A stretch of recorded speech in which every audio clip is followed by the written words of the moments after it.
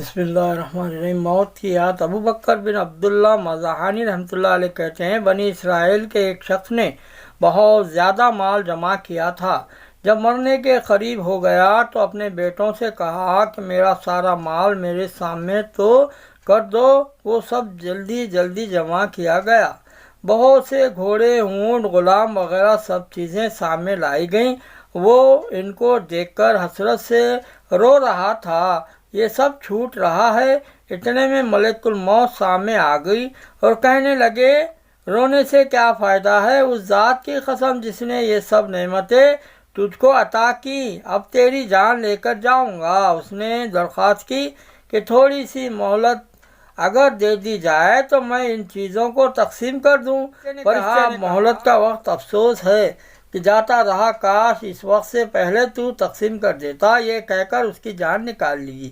ایک اور واقعہ نقل کیا گیا کہ ایک شخص نے بہت سا مال جمع کیا تھا اور کوئی چیز بھی ایسی نہ چھوڑی جو اپنے یہاں نہ منگوا لی ہو، اور ایک بہت بڑا عالیشان محل تیار کیا جس کے 2 دروازے تھے۔ ان پر غلام محفوظ مقرر کیے اور مکان کی تیاری کی، بہت بڑی دعوت کی جس میں اپنے سب عزیز و احباب کو جمع کیا، اور ایک بڑے عالیشان تخت پر ایک ٹانگ کھڑی کر کے دوسری ٹانگ اس پر رکھ بیٹھا تھا کہ لوگ کھانا کھا رہے تھے، اور وہ اپنے دل میں کہہ رہا تھا کہ ہر قسم کا ذخیرہ اتنا جمع ہو گیا ہے کہ کئی سال تک تو اب خریدنا نہ پڑے گا۔ یہ خیال دل میں گزر ہی رہا تھا کہ ایک فقیر پھٹے کپڑے، گردن میں فقیروں جیسا جھولا پڑا ہوا، اور دروازے پر آیا اور اس زور سے کواڑوں کو پیٹنا شروع کیا کہ اس کے تخت تک آواز پہنچی۔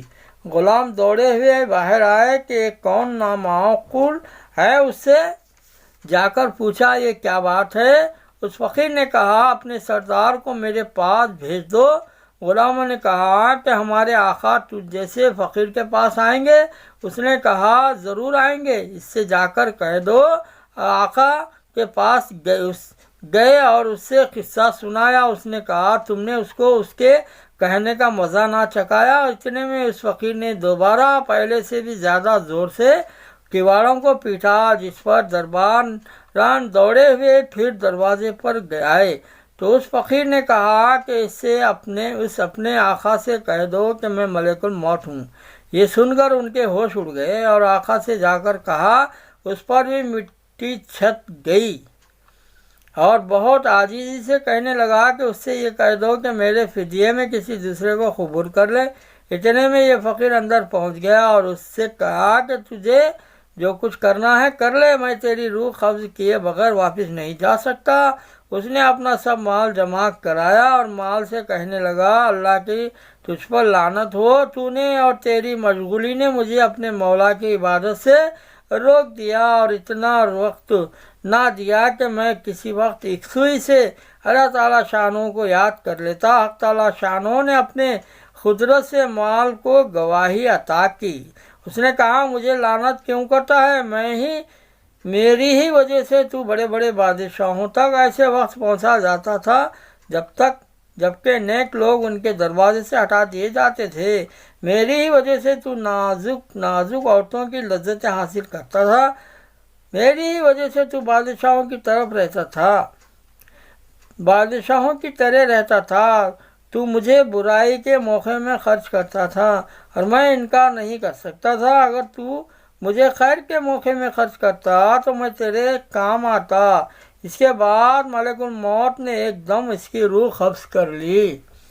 وہب بن منبع رحمۃ اللہ علیہ کہتے ہیں کہ ایک مرتبہ ملک الموت ایک بہت بڑے ظالم جابر کی روح قبض کر کے لے کر دنیا میں اس سے بڑا ظالم کوئی نہ تھا۔